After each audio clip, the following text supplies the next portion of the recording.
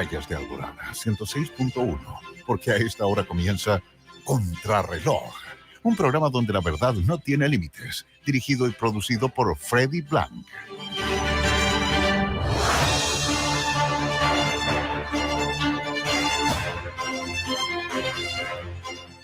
Hola amigos, muy buenas tardes. Lluvia sobre Chillán, pero con los corazones calentitos, supongo, preparándonos para las fiestas patrias, luego ya, aun cuando tengamos todavía una fecha emblemática, algo compleja diría yo, pero no nos vamos a complicar en eso. Bienvenidos todos al programa Contrarreloj por Radio Alborada 106.1 FM, hoy día, mediodía, en Ñuble, y donde la verdad, un programa donde la verdad no tiene límites. Hoy vamos a ir de inmediato a recibir, ya tenemos en sala, señor director, ¿sí? A una persona que ha sido parte importante de nuestra historia y está hoy día justamente aquí porque esa condición, él es filósofo, es agricultor, empresario, pero su trayectoria ha sido de tremenda relevancia para el accionar político de nuestro país. Ha estado presente en fechas realmente claves. Mario Ríos Santander. Bienvenido, Mario, al programa Contrarreloj. Bueno, muchas gracias por la presentación. Los honores son muchos, pero usted le pone color, mi querido Freddy. Gracias por esta invitación. Vamos a conversar cosas muy interesantes. Merecido, Mario, así que bienvenido a Contrarreloj. Muchas gracias, aquí estamos, a tus órdenes, pónganos más. Bueno, mira, como decía en la presentación, has formado parte de la historia de Chile, sigues activo, estuviste un tiempo fuera, eso recluido en cuarteles de invierno, como llamo yo, pero para satisfacción de muchos has vuelto a la presencia, tu trabajo muy prudente, pero llegando mucha gente igual. A mí sí me gustaría, Mario, que en el tiempo que tenemos nos pudieras conversar sobre tu trabajo en el Parlamento en el tiempo previo, o sea, durante el gobierno de Salvador Allende hasta que se desencadenaron todas estas situaciones que hoy día forman parte de la primera plana de todos los diarios, Mario. Por favor. En el año 1965, ya hace muchos años atrás, 1965 hubo una elección posterior a la elección del presidente Eduardo Frei. El presidente Eduardo Frei fue un líder muy importante, muy trascendente, que tuvo una vinculación con la población muy grande, lleno de esperanza y de espíritu constructivo. En fin, muchas cosas. El presidente Frei llega con su revolución también. Uno de los grandes dramas y problemas que ha tenido la humanidad en los últimos 100 años son la cantidad enorme de revoluciones que hay. Y todas las revoluciones son antinatura. No hay ninguna revolución que sea pro natura. Lo que es pro natura son las evoluciones y no las revoluciones. Bueno, el presidente Frei llega también con su revolución, que era todos los países de aquel entonces tenían diversas manifestaciones revolucionarias, queriendo cambiar el mundo, la naturaleza de las cosas y rompiendo los aspectos trascendentes de una vida social armónica, de paz, de tranquilidad y de un desarrollo efectivo. Eran los tiempos del Che Guevara en que él plantea la doctrina del odio como doctrina fundamental de los guerrilleros, tiempos de la Guerra Fría, de dos cuerpos políticos muy grandes, uno encabezado por Rusia con el Imperio Comunista y el otro encabezado por Estados Unidos con la posición libertaria de Occidente y cristiana también. En fin, esas cosas fueron afectando mucho. Hubo en el mundo occidental países como Cuba que transformaron su estado en un estado dedicado básicamente a destruir los aspectos trascendentes del mundo cristiano, del mundo natural, la defensa de los padres con sus hijos, en fin, todas las cosas que nosotros defendemos mucho y que por defenderlas tanto de repente la gente se acostumbra a algo que hubo momentos en que prácticamente se destruyó todo. Bueno, el presidente Frei llega en ese mundo complejo, muy difícil, con una OLAS, Organización Latinoamericana de Solidaridad, creada por Salvador Allende, Fidel Castro, y que tiene como objetivo el de iniciar todas las acciones militares en todos los distintos países de América para los efectos de asumir la dictadura del proletariado, tal como ellos lo señalan. Por eso es que América entera se constituye posteriormente y en esos años en gobiernos militares. Todos los países de América Latina tenían gobiernos militares, salvo dos, que era Venezuela y Colombia. Pero conversando con los colombianos, dicen, nosotros lamentablemente debimos también haber tenido gobiernos militares porque eso significó que se instalaron las FARC, estas Fuerzas Armadas Revolucionarias Colombianas, que han estado durante 50 años, ¿no es cierto?, provocando cerca de 250.000 asesinatos, muertes, 100.000 desaparecidos, que también deben ser muertos, y más de 3 millones de personas desplazadas de sus tierras, todas sus cosas, un desastre, digamos. Ellos hoy día, yo recuerdo conversando en Bogotá con personeros muy importantes, decían, finalmente hemos terminado nosotros, primero alabándonos de que no habíamos tenido gobierno militar y después lamentamos no haberlo tenido y sobre todo viendo lo que fue el gobierno militar chileno de un gran desarrollo. Pero en fin, todo ese tema, ¿no es cierto?, se daba el año 1965, en que habían elecciones parlamentarias y en la Cámara de Diputados, que era el centro político y de observación y de fiscalización, se formó, ¿no es cierto?, una Cámara de Diputados con 82 diputados demócratas cristianos, una cifra realmente muy, muy grande, 20 diputados radicales, 18 diputados comunistas, 17 diputados socialistas y solo 9 diputados de los partidos de orden, que era el Partido Liberal y Conservador, el Partido Nacional. Piensen ustedes lo que significaba ver un país en que el presidente y la democracia cristiana, sobre todo el sector más izquierdista de la democracia cristiana, iniciaban la expropiación masiva, 3 millones de hectáreas expropiaron, con una serie de avisos, en todo caso, que amainaron un poco la tragedia que se veía y se observaba en el futuro cercano. Era una situación política muy, muy compleja. Bueno, yo salí elegido en esa ocasión, en el año 1967, salí elegido regidor de Los Ángeles. Un cargo súper sencillo. Los regidores con concejales hoy día tenían muchísimo menos atribuciones. Pero yo recuerdo que tenía 21 años solamente. Perdón, yo recuerdo... Mario, perdón que te interrumpa ahí, pero para que nuestra gente quede clara, ¿a qué equivaldría hoy el cargo de regidor? Concejal. Concejal, ya, perfecto. Claro, concejal. No, por favor, disculpe. Concejal, en esa época las municipalidades no tenían todas las potestades que tienen hoy día. Hoy día tienen muchas potestades. En esa época eran los que fijaban el tránsito, pagaban la luz eléctrica pública, mantenían los jardines y limpiaban las casas urbanas, ¿no es cierto?, del aseo domiciliario y nada más. Algunas tenían de repente algunos recursos extras que les permitían construir algunas cosas, en fin, es verdad. Y les permitían de pronto recepcionar recursos para cosas importantes, como ocurrió con el Teatro Municipal de Chillán, en que la Municipalidad de Chillán efectivamente recibió una cantidad de recursos, hizo toda la obra gruesa y ahí se mantuvo ese teatro durante 40 años más o menos sin que se desarrollara, hasta que finalmente la Municipalidad le dio término. Pero eran cuerpos entonces muy débiles. Y yo estudiaba filosofía, en fin, y observaba de que existía en el mundo todo este aspecto revolucionario que iba quebrando la unidad de los países. Y me había hecho mucho efecto lo que había dicho el Che Guevara, que el odio, decía, el Che Guevara decía, el odio es el factor más importante de la lucha de la revolución marxista en el mundo. Los guerrilleros y los marxistas tienen que tener odio, porque un marxista con odio es mucho más fuerte que una unidad militar completa, mucho más fuerte que un carro de asalto, me acuerdo de esos ejemplos los ponía, y eso nos permite a nosotros quebrar la sociedad y en ese quiebre ingresar la dictadura del proletariado. Lo que estoy diciendo son palabras textuales del Che Guevara, de una carta que le escribió desde la selva de Ñancahuazú, en Bolivia, hacia la Internacional Socialista que se reunía en Budapest. Ejemplos. Bueno, toda esa situación, yo veía que la democracia cristiana también estaba muy, muy, muy sumada con este odio, tanto es así, de ahí sale el MAPU, de ahí sale la izquierda cristiana, todos estos grupos que fueron de izquierda extrema, y se declararon marxistas en circunstancias que venían de una agrupación cristiana. Bueno, eso eran 82 diputados, luego los comunistas 18 diputados, y la gente de derecha solamente 9. ¿Tú te imaginas, Freddy, lo que era la imagen de una situación de ese tipo?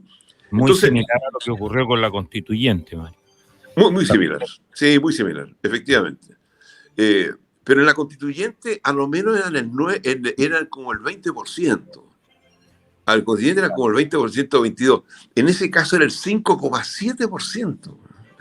Pero tú te das cuenta de lo que era el mundo, con toda la gente que representaba al mundo laboral, el trabajo, los sindicatos libres de trabajadores diversos, de gremios, etcétera, etcétera.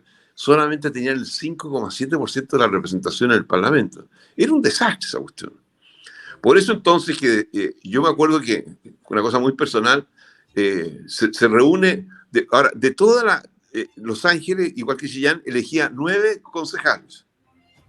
De los 9 concejales fueron 4 de la Democracia Cristiana, 2 radicales, un socialista, un comunista y yo, que era el Partido Nacional. O sea, a la derecha, de 9, uno solo.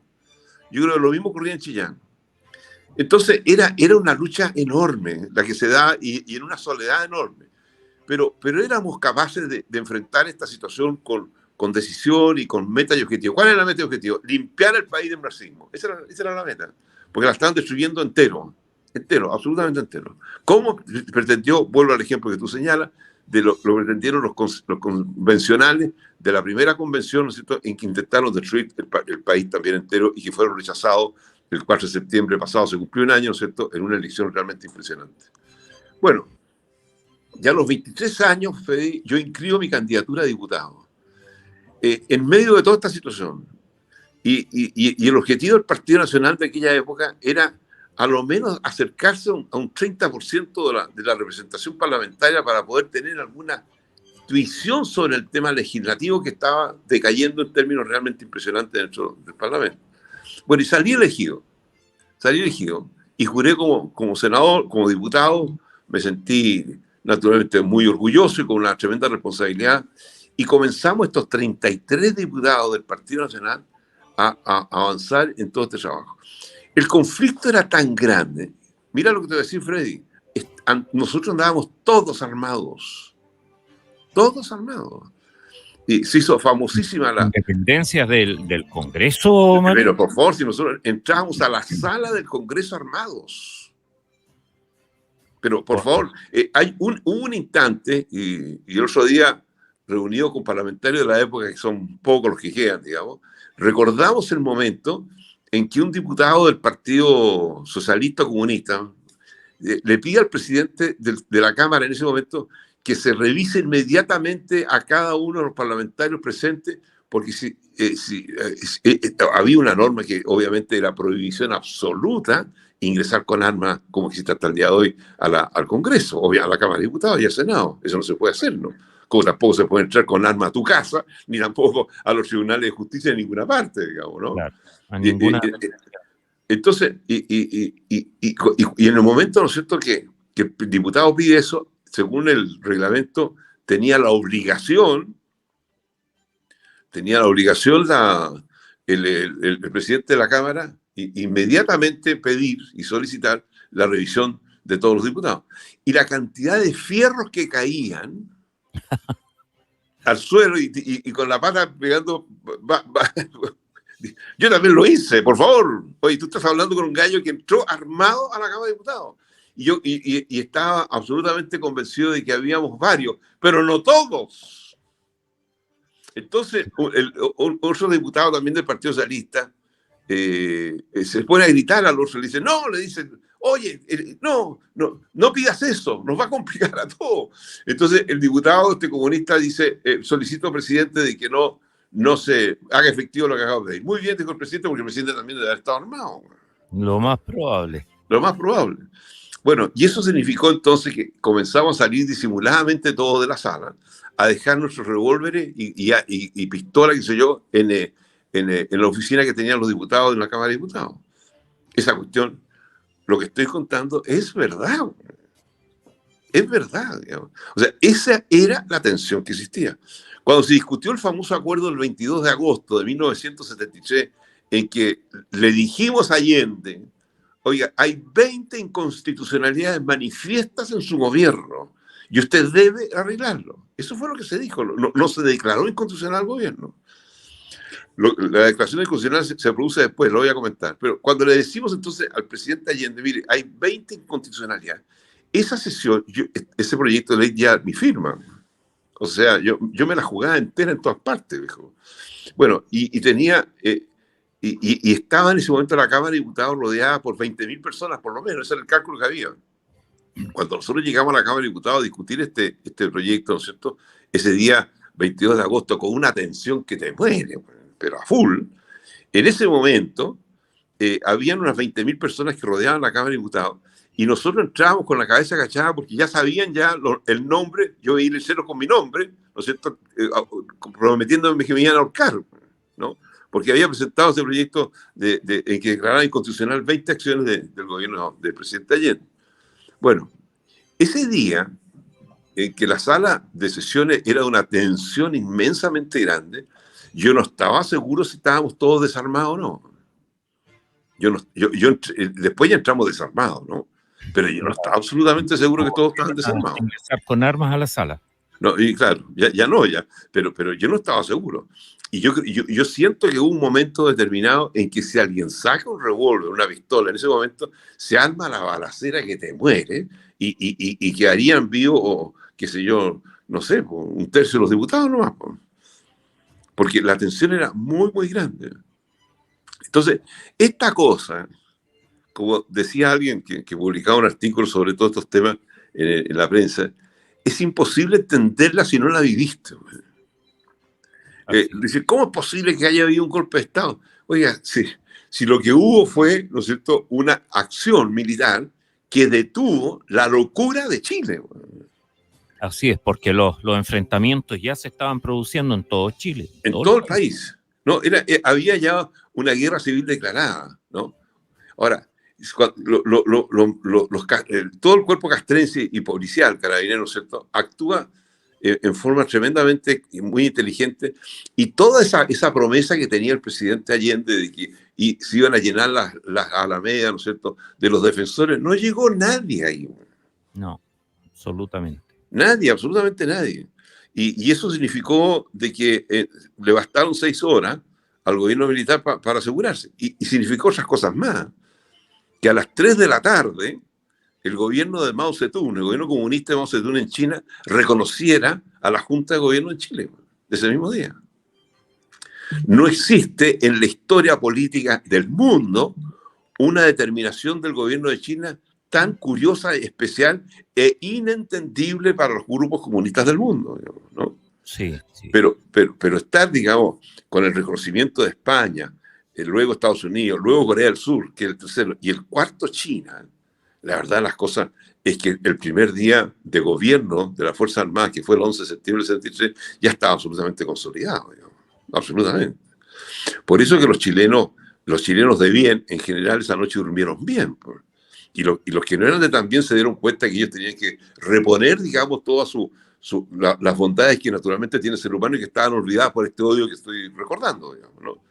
Y comenzó a producirse una sensación de apoyo tremendamente grande, en que recursos no habían. Y el gobierno militar, que no habían recursos, los primeros días abre en el Banco Central una oficina para recibir apoyo, medallas de oro, qué sé yo, o anillas, todas esas cosas que le permitieran tener recursos. Y había unas colas enormes, Freddy. Sí. Unas colas que daban vuelta, la gente iba y le entregaba, ¿no es cierto?, su anillo de compromiso, entregaba un reloj de buena calidad o no tan buena calidad, en esa época no eran muchos los que habían, en fin. Y eso conformó un patrimonio. ¿Y quién iba dentro de esa fila? Eduardo Frei Ruiz Tagle, que también lo hizo, digamos, con su señora. No sé si estaría casado o no recuerdo, pero él entrega y llega, ¿no es cierto?, y entrega. No, claro que estaba casado, se entregó su anillo de compromiso con la Martita. Claro, y fíjate, Mario, que en esa cola, en esa fila que había, que como comentas tú, había gente también que no era de un nivel económico de los Frey o de las grandes familias de este país, había gente humilde. Muy modesto. Clase media. Entonces, y ahí aparece una cosa que también fue muy importante, que fue la Gallup. Recién en el mundo comenzaba a conocerse las encuestas, ¿ya? Las encuestas. Y bueno, hoy día las encuestas terminan siendo parte ya de la historia política de los países, porque todas las semanas tenemos información de que lo que está pensando el chileno en una cosa y otra. Así es. Y había la empresa más prestigiada del mundo, era la empresa Gallup. Era la más prestigiada. Todo lo que decía la empresa Gallup era verdad en el mundo entero. Todo lo que decía la Gallup. Y la Gallup se instala en Chile y dice, este fenómeno que provoca en el resto del mundo tanta alteración, voy a investigarlo. ¿Por qué? Porque alteraciones con el golpe de Estado que había tenido Argentina, con el presidente que estaba en ese momento el gobierno militar, que había sido el año 73, ¿no? No, 75, no, anterior. La verdad es que no hubo ninguna connotación en el mundo. Lo que pasó con el régimen militar Uruguay tampoco ninguna connotación en el mundo. Ni lo mismo ocurrió con el Perú, algo en el Perú, porque cambió el concepto de relación política internacional de Estados Unidos a los rusos. El gobierno, la manifestación militar o el pronunciamiento golpe de Estado militar en Rusia, en el Perú tiene una relación con Rusia, no con Estados Unidos. Lo mismo ocurre con Brasil, etcétera. Pero sí, lo que había ocurrido en Chile sí tenía una connotación muy grande por muchos motivos. Entre ellos porque un grupo de militares inteligentes pasaban a dirigir el país, un país que tenía más de 5.000 kilómetros de extensión frente al Océano Pacífico, que era el océano del futuro. O sea, aquí no solamente había un tema político, sino que había un tema de riqueza geográfica trascendente, y que en los próximos cercanos años seguramente se iba a aprobar las 200 millas marítimas, lo que significaba de que ese país tan largo y tan angosto, en años posteriormente, iban a tener una extensión la misma de 5.000 kilómetros de largo, pero de ancho cerca de 400 kilómetros. Tanto es así que el año 2012, me remito a años posteriores, las Naciones Unidas, producto de este acuerdo de las 200 millas, tienen que resolver el destino de los mares en lugares más complejos como el Mar Amarillo, en que hay varios países que podrían estar en las 200 millas. Y señalan, ¿no es cierto?, que Chile tiene 4.482.000 kilómetros cuadrados de administración terrícola de la Tierra, de este planeta. Y nos ubicamos en el 15º lugar del mundo. O sea, hay una proyección y importancia, ¿no es cierto?, que los geopolíticos de aquella época miraban a Chile entonces como una zona, ¿no es cierto?, o un lugar del mundo que iba a tener un futuro muy, muy grande, y lo tiene. Hoy día el futuro del desarrollo comercial del mundo está en el Pacífico, no en el Atlántico, y nosotros somos personajes principales en ese tema. Bueno, toda esta situación hizo, ¿no es cierto?, de que se fuera perdiendo dos cosas importantes que también hay que destacar. Vuelvo nuevamente previo al pronunciamiento militar del 11. Una cosa era el tema que nosotros declaramos las 20 inconstitucionalidades.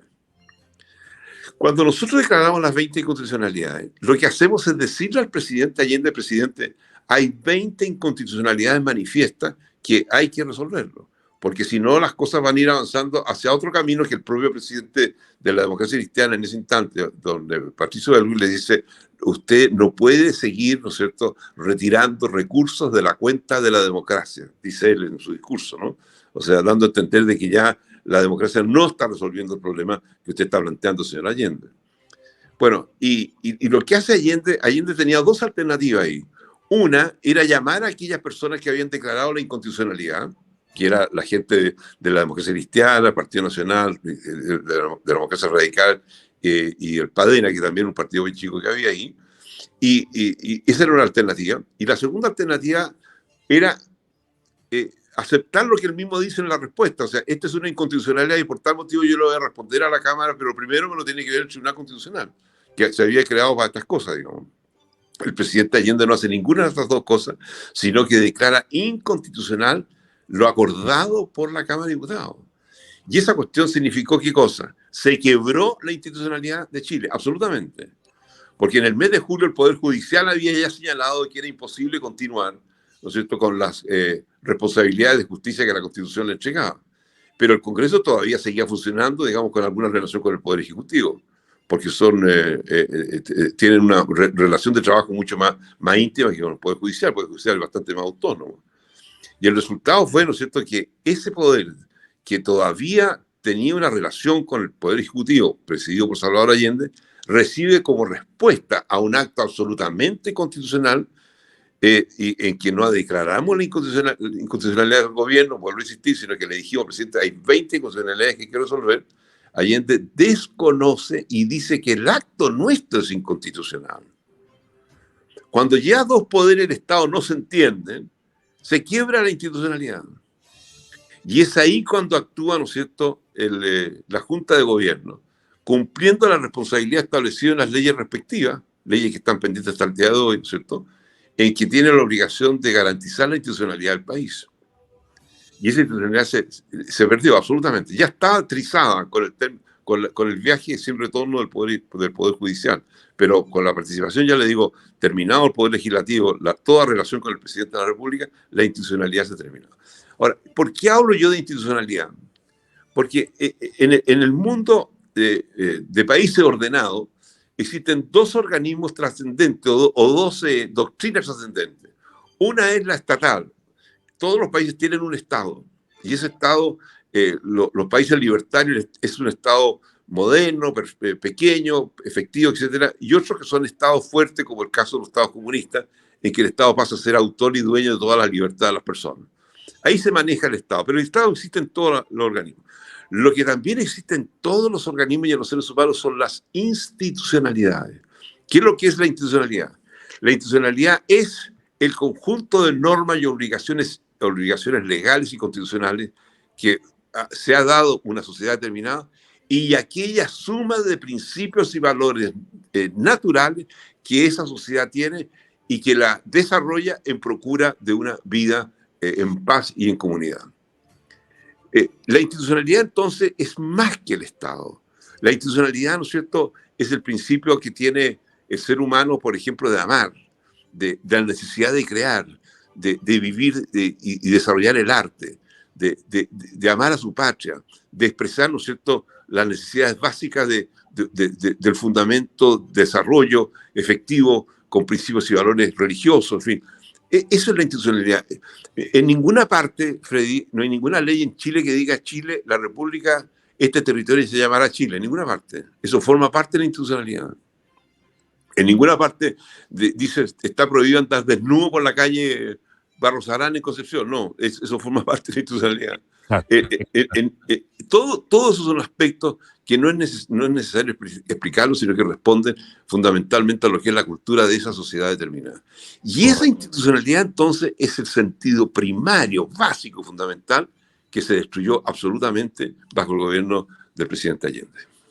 Mario, en una respuesta para los 2-3 minutos que nos están restando, estamos claros ya del contexto de esto, pero en tu visión, como tú estabas ahí en la parte política, evidentemente no estabas en la parte militar, pero a lo que tú pudiste ver, ¿el pronunciamiento militar obedeció a algo premeditado, trabajado, preparado desde antes, o fue no, dando los tiempos, a algo espontáneo? No, actuó por la institucionalidad militar y del país, pues.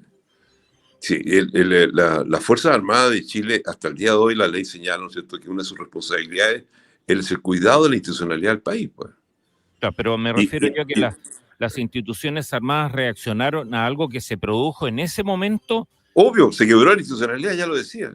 Correcto, ya no existía institucionalidad del país. Se estaban dando, o sea, no hubo una confabulación de parte de los... No, las Fuerzas Armadas no tenían interés alguno en actuar. A eso me refiero con la pregunta. No tenían ningún interés. Ellos actuaron por obligación institucional, nada más, por obligación histórica. Si las Fuerzas Armadas no actúan, este país ingresa a una guerra civil cuyas consecuencias son desconocidas, digamos. Nosotros ya habíamos tenido una guerra civil en el año 91, se habían muerto 10.000 chilenos. Pero el año 1973, una guerra civil, no íbamos al millón de chilenos. Por lo demás, los dirigentes comunistas decían, para establecer el gobierno del pueblo, por el pueblo y para el pueblo en Chile, deben morir 1 millón de chilenos a lo menos, decían. Porque ellos entendían de que no era posible instalar el régimen militar, el régimen político comunista, sin la participación o con la participación de todos los grupos defensores de la libertad que en Chile habrían seguido viviendo. Eso era imposible para ellos. Freddy, una anécdota. Cuando Allende aterriza en Argel, capital de Argelia, rumbo a Rusia en diciembre de 1972, a buscar recursos para su reforma agraria porque no tenían tractores ni maquinaria ni cosas, se reúne con Boumediene, que era el líder de Argelia, y se habían desprendido ya hacía poco tiempo de Francia y era un país libre, ¿no? Y él se había declarado marxista, y cuando recibe a Allende, Allende iba con su decán, que era el teniente coronel don Sergio Badiola, y que estaba detrás de él, ¿no es cierto? Y entran a una sala para reunirse con los ministros respectivos, las delegaciones, y Boumediene le dice a Allende, perdone compañero, pero ¿podemos nosotros conversar tranquilo teniendo usted a sus espaldas a un oficial del ejército de Chile? Mira qué duro, ¿eh? Allende se sorprende. Y mira a su decano, y el decano hace un gesto para retirarse, Allende lo detiene y le dice a Boumedienne, usted puede hablar tranquilo, porque el ejército de Chile es un ejército profesional. Y Boumedienne le dice, es que ese es el problema, compañero Allende, porque las revoluciones comunistas no se hacen con ejércitos profesionales. Mire la respuesta, ¿no? Clarísimo. Entonces, eso indicaba, y por eso entonces cuando llega Allende a Rusia, y lo recibe Brezhnev, lo abraza, y Allende dice, he llegado a la casa de mi hermano mayor, lo que hacen los rusos es convencer a Allende de que si no incorpora a los militares en todo el proceso político marxista que él llevaba adelante, no iba a existir ningún resultado positivo. Y por eso es que Allende, cuando llega entonces de vuelta de Rusia, ¿qué es lo primero que hace? Nombrar de ministro a todos los comandantes en jefe. Claro, pretendiendo. Esa es la historia real que la gente no la conoce mucho. Bueno. Pero esa es la tarea, Mario. Una clara exposición. Te agradezco que me hayas acompañado en el programa hoy día. Espero que nos reunamos prontamente, pero así está programado también en algunas actividades ya por ahí. Así es que nos vamos a ver luego. Mario Ríos, muchas gracias por acompañarme hoy día. Felicidades, Freddy, y saludo a la Radio Alborada y a todas las personas que trabajan y escuchan esta emisora. Gracias. Muchas gracias, Mario.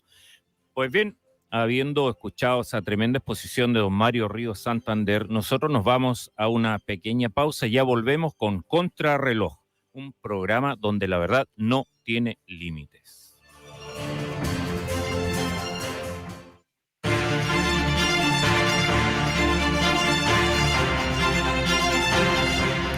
Y ya estamos de vuelta. Vamos a comentar, como todos los sábados a esta hora, lo que circula por redes.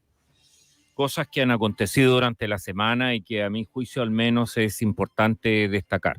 Ustedes saben que yo muchas veces soy un poquito exigente con las declaraciones de algunos personeros, pero así como las cosas criticables hago presente mi visión, también cuando hay cosas buenas también las hago presentes, así que trato en ese sentido de ser lo más correcto posible. Vamos con un audio respecto de una situación que ya la van a escuchar ustedes. Quien habla es el senador Felipe Kast. Esta ley de fin a la puerta giratoria, que hace cárcel efectiva para aquellos que hayan reincidido, es una ley que nos va a permitir vivir en paz. El día de hoy hemos aprobado la ley que pone fin a la puerta giratoria. Una frase que tal vez muchos escucharon en el pasado de muchos políticos. El día de hoy se pone realmente fin en la legislación chilena, porque se va a permitir que una persona que comete por primera vez el delito cumpla su pena en libertad. Pero todo aquel reincidente va a tener que cumplir pena de cárcel efectiva. Se acabaron las noticias cuando escuchábamos que una persona había sido detenida 30 veces y seguía en libertad. Se acabó la noticia de que efectivamente para los carabineros era tomar detenido a alguien y saber que al día siguiente iba a estar libre. Por eso esta ley de fin a la puerta giratoria. Bueno, quise traer a ustedes ese audio porque me parece genial. Ya me parece genial que se empiecen a cerrar estas cosas, pero yo creo que al senador Felipe Kast le quiero complementar, no rebatir para nada, porque estoy de acuerdo absolutamente con él. Pero querría complementar yo ese comentario con que la puerta giratoria se ha cerrado para el descriterio, no tanto para las otras cosas, el descriterio de aquellos que teniendo las herramientas en la mano para evitar estas atrocidades, como que un tipo tenga 50, 60, 80 detenciones y todavía ande en libertad, pues bien, esto puso el candado a la puerta giratoria del descriterio y la falta de sentido común por parte de quienes tienen las herramientas. Ustedes saben a quién me refiero. Sigamos con el siguiente audio. Que ¿No les parece una patudez esto? Porque sé que puede intimidar, pero todos los gastos que tienen que hacer. Perdón, acá él se está refiriendo a la grabación de las patentes en los vidrios de los vehículos. A eso se refiere el tema. Las comunidades, las familias, por obtener seguridad en muchos lugares, sale de acá del bolsillo. todo del bolsillo. Entonces, en vez de dar una gran solución a que no te roben, a que no te clonen los autos, toda la responsabilidad a la ciudadanía. Vamos gastando entre 25 y 40 lucas grabar las patentes. No, y en todos lados, ¿ah? Arriba, abajo, arriba. Ya. Después anda a pagar el permiso de circulación. Después anda a pagar el tag. Ya. Pero vamos poniéndole encima, po. ¿Se dan cuenta que son soluciones de parche? ¿Ustedes creen que la gente que sabe y que hace esto no tiene ya una manera de solucionarlo, aunque esté marcado en el chasis? Pero más allá de eso, todo, el fondo es, todo lo que signifique seguridad para mí, para la familia, para la comunidad, tiene que gastarlo usted. Yo cuando leía esto anoche no lo podía creer. Sé que intimida, sé que puede ser útil. Ay, no voy a sacar este porque está marcado. Uy, es un cacho, voy a ir a alguno que no está marcado. Pero ¿por qué voy a tener que gastar todo yo? ¿Por qué va a tener que ir a usted a gastar esto? Patente, permiso de circulación. O sea, es toda la culpa mía que no me roben. ¿Y cómo el Estado no me... Perdón, que estoy con problemas de voz. ¿Por qué el Estado no me da a mí las garantías de seguridad? ¿Se dan cuenta, no? Así es, pues, la pregunta final. ¿Se dan cuenta o no? Fíjense ustedes que acá aparece cualquier delito, y cuídate solo. Arregla tu auto, ponle fierro, ponle reja. O sea, el siguiente paso, ¿cuál será, estimados auditores? Andar igual que los vehículos policiales, con mallas en los vidrios, con rejas en los vidrios. Vamos a tener que usar vehículos blindados. Muchas autoridades ya los están usando, vehículos blindados. Entonces, todas las cosas, en vez de utilizar los miles y miles de millones que tiene a su disposición el Ministerio del Interior y todo el Poder Judicial y todas estas instituciones que están destinadas a esto, no, pues señor, vaya y usted mismo meta la mano al bolsillo y siga defendiéndose solo. ¿Se acuerdan lo que hablábamos la semana pasada respecto de la ley esta de la legítima defensa privilegiada? Ahí está, pues, ¿ve usted? Seguimos con la cosa. Como el Estado no lo protege a usted, entonces protéjase solo. Por lo menos ahora hay una ley. A mí me parece aberrante también esta cosa. Yo difiero ahí en el sentido que habla el periodista con el término que es intimidante. No, yo creo que es cohibitivo. ¿Acaso? Cuando más el tipo va a decir, bueno, en realidad si está rayado ya, ¿para qué me lo llevo la cuestión? Pero ustedes saben que echa la ley, echa la trampa. ¿Ustedes creen que los delincuentes va a ser algo que los acorrale a ellos por esto, por tener los números grabados? No, esto no va a ser así. Todo va a seguir igual. Crucemos los dedos, amigos, para que tenga realmente un efecto positivo, porque hasta el momento el efecto es negativo. O sea, meta las manos a su bolsillo y gaste 25, 30 lucas más en la cuestión. A todo esto les paso el dato, no es que le quiera echar a perder el negocio a quienes graban las patentes, pero con una herramienta que se llama Dremel, o un taladrito fino así, con una pieza bastante humilde, usted puede usted mismo grabar su patente en sus vidrios sin necesidad de recurrir a nada. Así que, no sé, yo trabajo para que la gente pueda ahorrar un poquito más en esta cosa también. Puede hacer usted mismo el trabajo con esa herramienta. Un taladro tipo Dremel nomás, finito así para trabajo fino, y usted puede hacerlo fácilmente. Bueno, en lo político, comentar así de pasadita que los republicanos notificaron formalmente a La Moneda que no irán a la ceremonia, a los aspavientos estos que hacen ellos, y además están preparando una declaración propia con respecto al 11 de septiembre. Yo creo que va a ser algo bueno. Hasta el momento no le hemos escuchado ninguna cosa que no haya con el sentido común, así que confiemos en que sigamos así. Un comentario que hizo un amigo refiriéndose a la participación de los políticos que en esos momentos, para el 11 de septiembre del año 73, tiraron la piedra y escondieron la mano. Él hizo mención de una frase que utilizó el general Juan Emilio Cheire Espinosa. cuando hizo parte de esto, no sé si se acuerdan ustedes de la frase del nunca más. Todo el mundo reaccionó, claro, con la frase del nunca más, lo crucificaron, le tiraron piedras, lo hicieron cargar una cruz hasta el Monte del Calvario y una montonera de cosas más. Está bien, pero hubo partes de esa declaración que nadie las difundió y que también son parte del discurso del general Cheire. Pues bien, yo se los voy a decir. Él decía en una frase cortita, me refiero al nunca más de una clase política que fue incapaz de controlar la crisis que culminó en septiembre de 1973. Nunca más a los sectores que nos incitaron y avalaron oficialmente nuestro actuar en la crisis que provocaron. Nunca más excesos, crímenes, violencia y terrorismo. Nunca más un sector ausente y espectador pasivo. En fin, nunca más una sociedad dividida. Eso dijo el general Cheire en su discurso en junio del año 2003.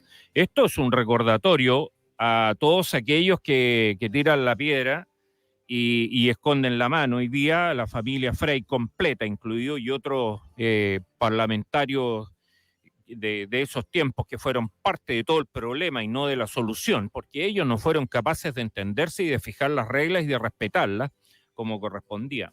Y hoy día, después de 30 años, siguen responsabilizando a un grupo de hombres que hizo lo que tenía que hacer por mandato constitucional, parar la situación porque se iba a desencadenar una guerra civil que en vez de 3.000, 4.000 o 5.000 muertos hubiéramos tenido 1 millón según prometían las huestes comunistas de ese tiempo.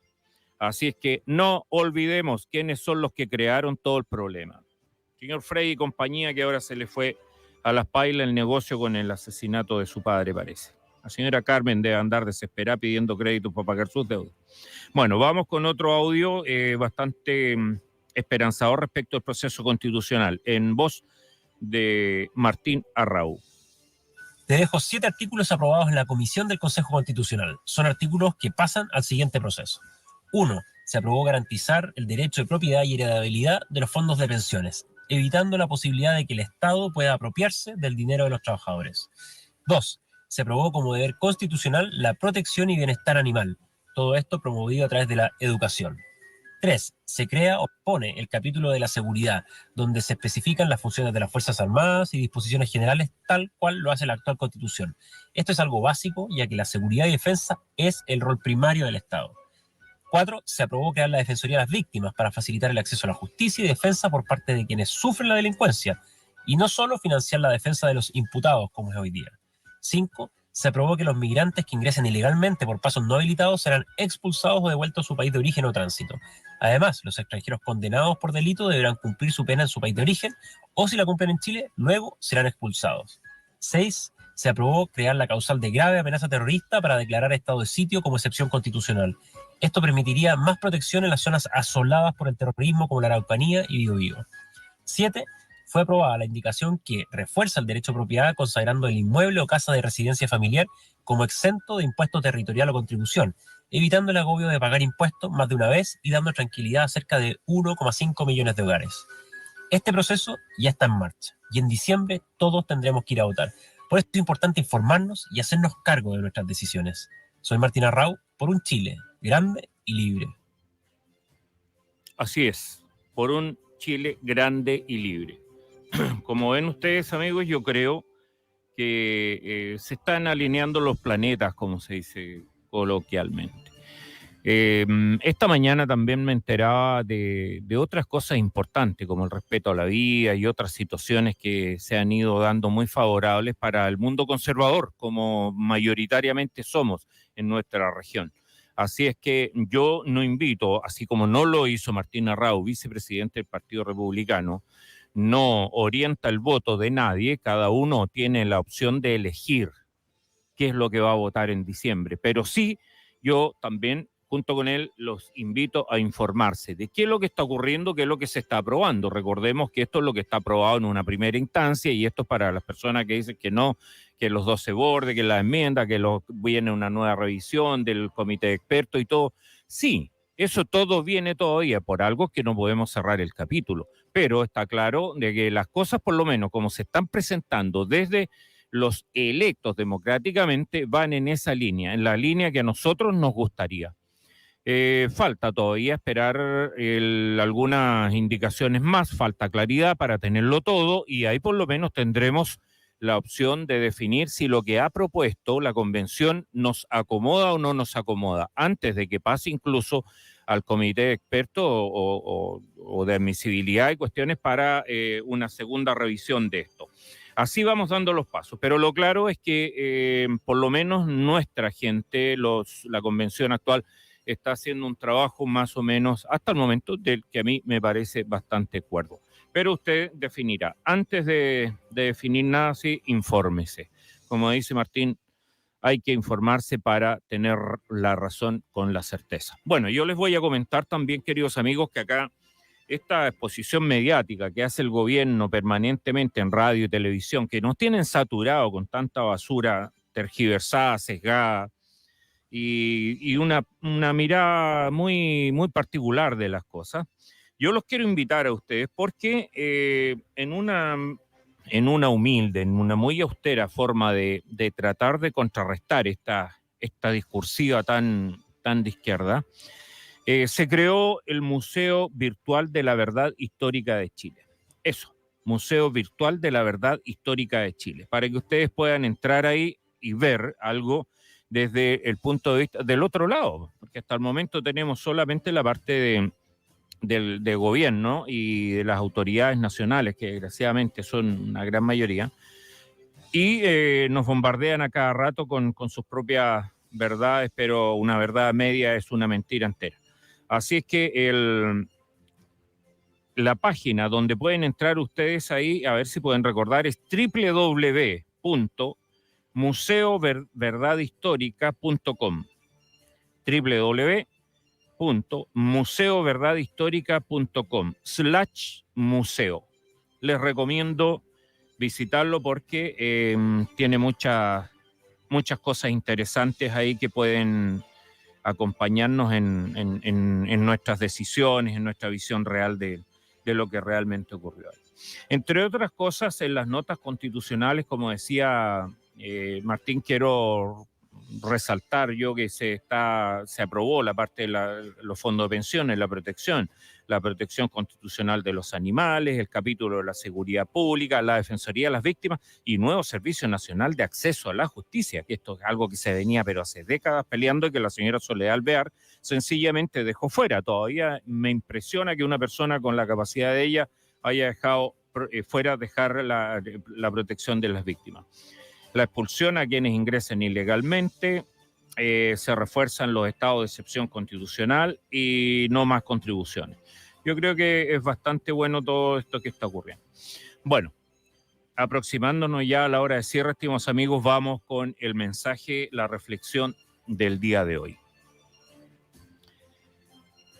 El mensaje de hoy se llama La sombra de Dios.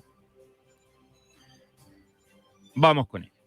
Dice Francisco Marcos Álvaro y Vidal, periodista y ensayista español en lengua catalana y profesor universitario, en un ensayo político y sociológico refiriéndose a la historia española, que tituló Entre la mentira y el olvido, y lo subtituló también El laberinto de la memoria colectiva. Dice él que toda memoria es una elaboración sutil, muy frágil y compleja, que combina recuerdo y olvido, en la que impactan los traumas que vivimos y también la mentira, la desfiguración y la propaganda. Y recalca el autor, ¿somos memoria o no somos nada? En un análisis de ese libro realizado por Hilary Rager, ella indica que el texto cae como una pedrada en ojo de boticario. Estamos hablando de españoles, así que tienen sus dichos también. Entonces, cae como una pedrada en ojo de boticario en medio de la viva polémica sobre la memoria histórica, los memoriales democráticos y la historia oral. Y manifiesta también compartir la reticencia del autor respecto de la versión de la historia oral. De esas revisiones recomendaba recoger los recuerdos de los testigos de la Guerra Civil Española antes de que acaben de desaparecer, pero se han de controlar con otras informaciones y documentación fiable, ¿se entiende? O sea que no era suficiente recoger la información de los testigos, también había que corroborarla. antes de difundir. Contaba también, y como ejemplo, el caso de una señora que concurrió al Servicio Histórico Militar de Madrid y pidió ver el expediente de su padre. Un héroe caído en Rusia luchando contra el comunismo. Leído el expediente, corroboró que efectivamente había muerto en Rusia, pero que en realidad había muerto fusilado por desertor y no como un héroe. Con dolor le quedó muy claro la falsedad de la versión familiar. Dice también Reger que la primera impresión del lector del ensayo de Álvaro Vidal puede llevarlo fácilmente a determinar que puede haber tantas memorias como recordadores y tantas historias como historiadores. Y ello, como consecuencia, a creer también que la verdad histórica objetiva es una utopía inalcanzable, porque cada uno la va a contar según su propia versión.